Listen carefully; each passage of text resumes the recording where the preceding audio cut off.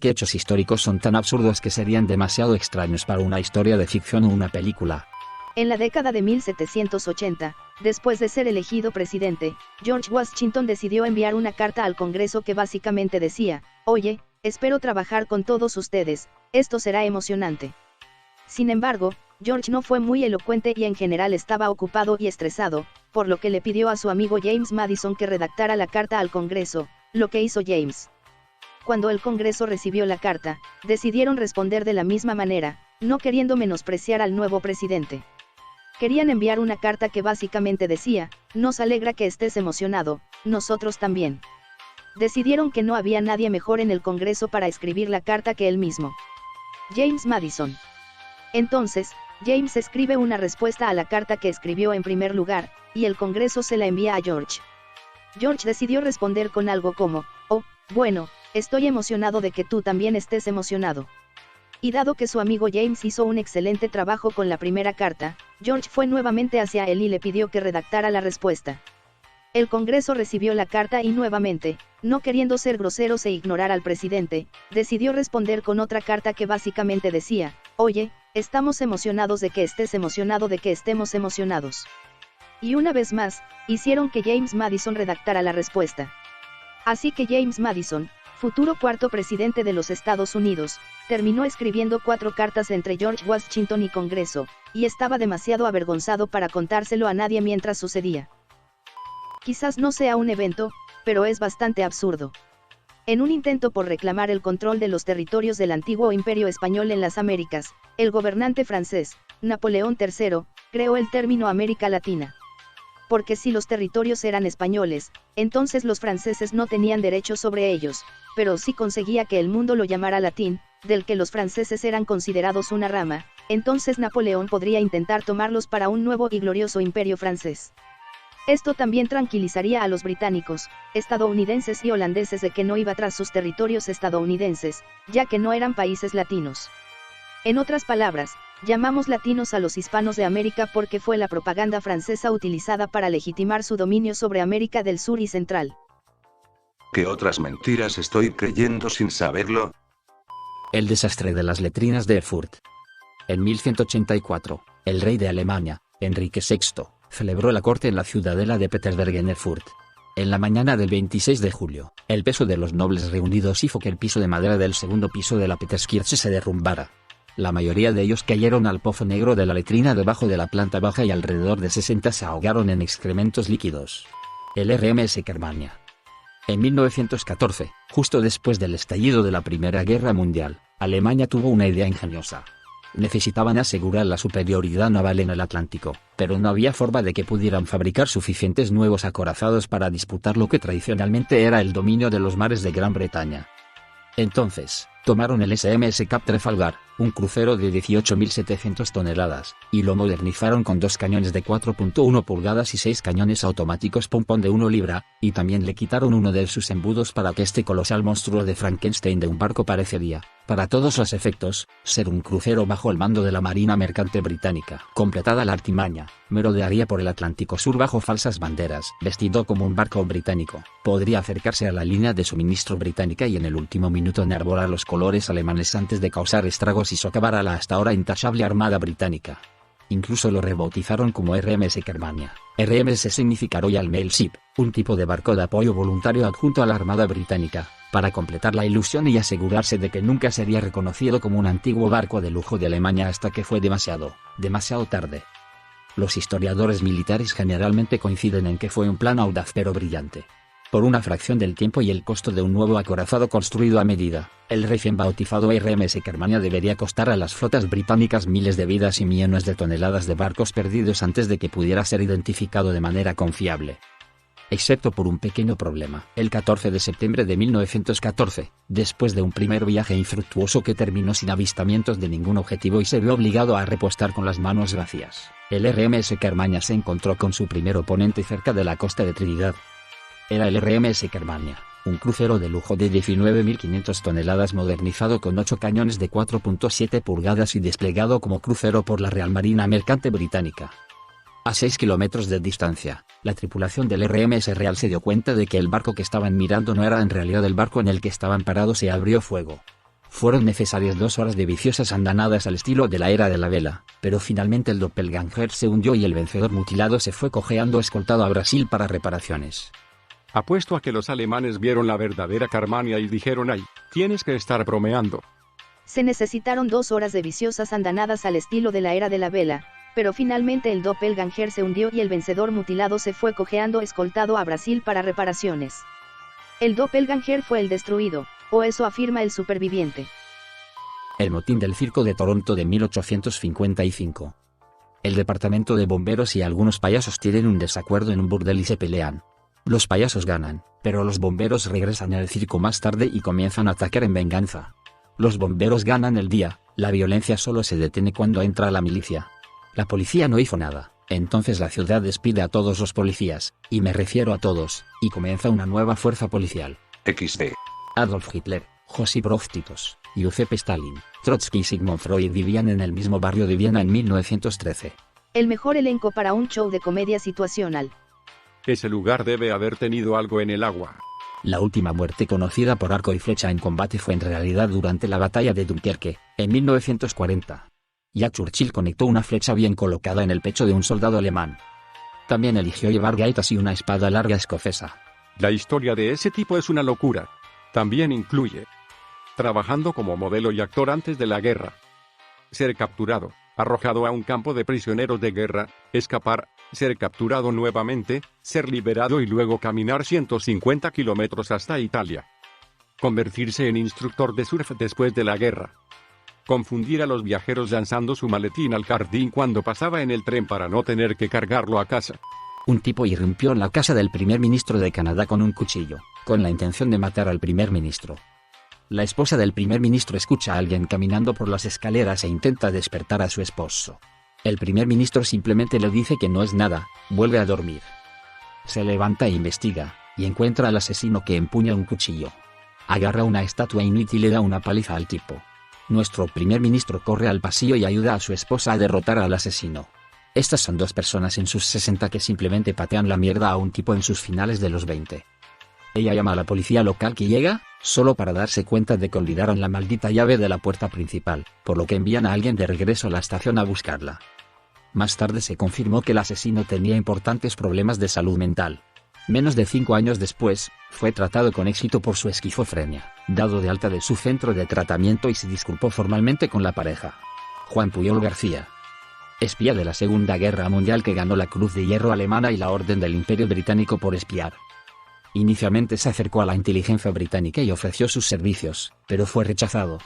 Sin inmutarse, creó la personalidad de un partidario nazi leal, se convirtió en un agente alemán, reunió una nómina de subagentes falsos, todos financiados por Alemania, persuadió a la armada alemana para que persiguiera un convoy falso y finalmente fue reclutado por los aliados. Finalmente proporcionó información engañosa al eje sobre los desembarcos del día D, lo que hizo que desplegaran fuerzas en los lugares equivocados, incluso después de que había comenzado la invasión. Cuando murió Iván el Terrible, tuvo 2 hijos, había matado a golpes al tercero. El hijo mayor, Fyodor, que probablemente tenía una discapacidad mental, se convirtió en el títere de su regente Boris Godunov. El hijo menor, Dmitri, fue enviado al exilio en Uglich. La narrativa histórica aceptada es que Godunov hizo asesinar a Dmitri en Uglich para que cuando Fyodor muriera, pudiera usurpar el trono. Sin embargo, después de la muerte de Fyodor, no menos de 3 personas diferentes que afirmaban ser Dmitri intentaron tomar el poder. Estos falsos Dmitris proporcionaron a Polonia el casus belli para invadir Rusia, iniciando una guerra que mató a casi la mitad de la población rusa. El primer falso Dmitri violó a la hija de Godunov y masacró a su familia. Terminó casi convirtiendo a Rusia al catolicismo y posteriormente fue asesinado a golpes por una turba y sus restos disparados con un cañón en dirección a Polonia. El segundo falso Dmitri era posiblemente un judío convertido.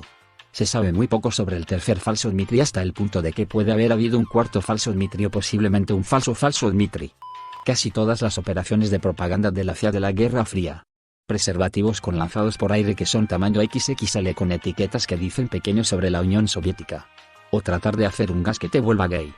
El asesinato del presidente estadounidense James A. Garfield. Básicamente, este tipo llamado Charles escribió algunos ensayos haciendo campaña para la nominación fallida de Ulysses S. Grant en 1880, y cuando Garfield se postuló para presidente, Charles quitó el nombre del otro político y lo reemplazó con el nombre de Garfield. Cuando Garfield ganó, Charles se dirigió a la Casa Blanca alegando que se le debía algo de crédito por eso y quería ser recompensado por sus esfuerzos al ser nombrado cónsul en Viena o París.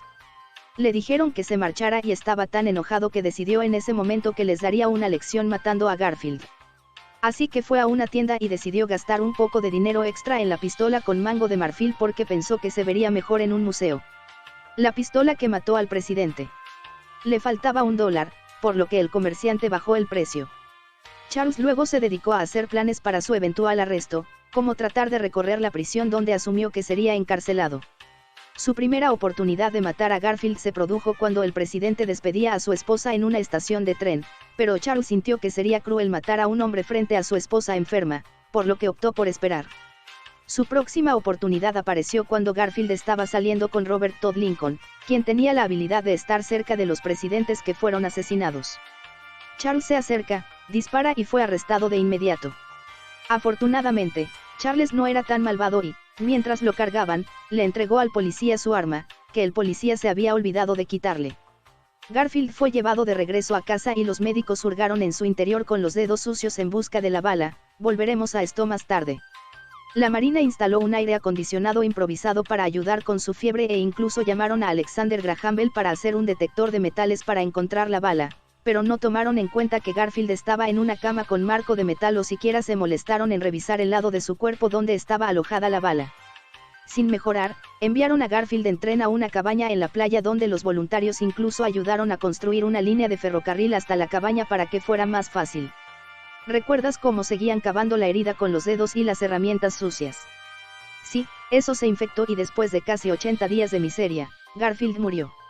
Los médicos e historiadores modernos creen que probablemente habría estado bien si solo hubieran tratado la herida y no se hubieran preocupado por sacar la bala, o al menos hubieran sido más inteligentes para sacar la bala.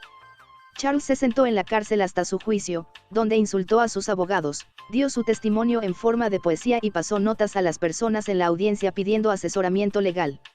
Cantó, publicó anuncios en el periódico en busca de esposa y tenía planes de realizar una gira de conferencias una vez que lo declararan inocente. No lo declararon. Charles fue sentenciado a muerte en la horca, bailó hasta la cuerda y cantó una canción que escribió. La orquesta que solicitó fue denegada.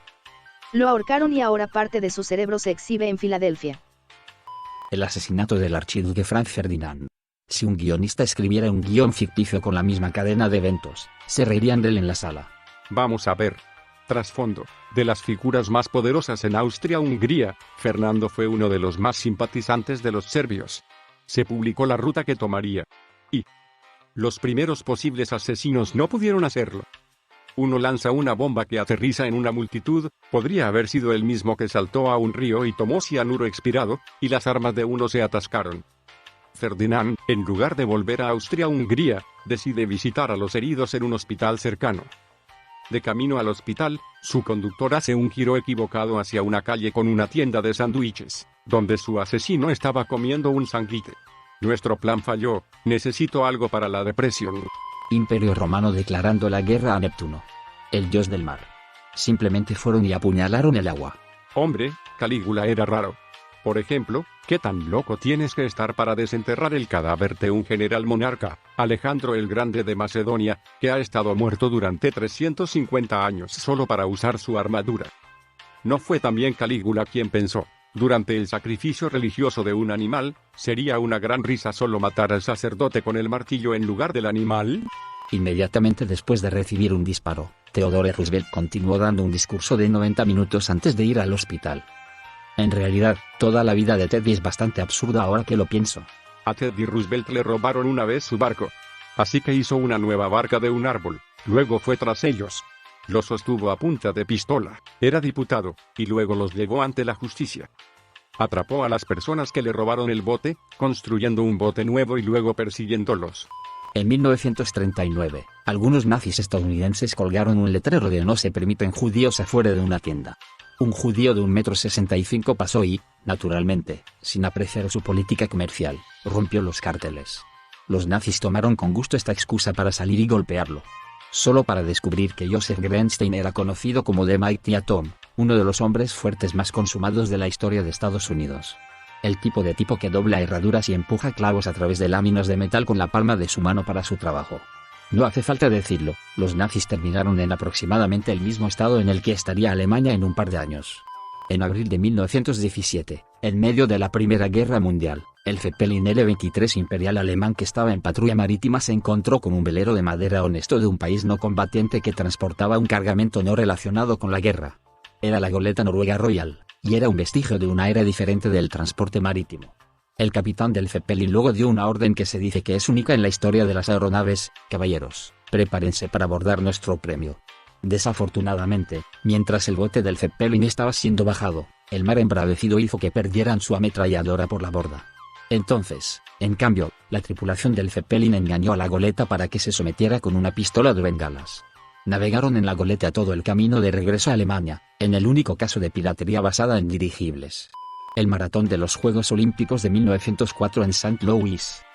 El primer clasificado hizo la mayor parte de la carrera en un coche. Tenía la intención de retirarse, y tomó un auto de regreso al estadio para cambiarse de ropa, y simplemente comenzó a trotar cuando escuchó la fanfarria. El segundo clasificado fue llevado a través de la línea de meta, técnicamente con las piernas crispadas, por sus entrenadores. Le habían estado negando el agua y dándole una mezcla de brandy y veneno para ratas durante toda la carrera. El dopaje aún no era ilegal, y este fue un intento terrible, por lo que obtuvo el oro cuando se descalificó al primer tipo.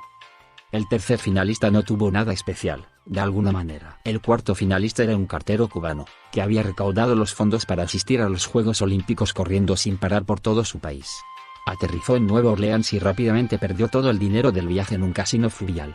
Corrió la carrera con zapatos de vestir y pantalones largos, cortados en la rodilla por un compañero competidor con un cuchillo. Probablemente habría llegado primero, segundo, detrás del auto, si no hubiera sido por la siesta de una hora que tomó al costado de la pista después de comer manzanas podridas que encontró en el costado de la carrera.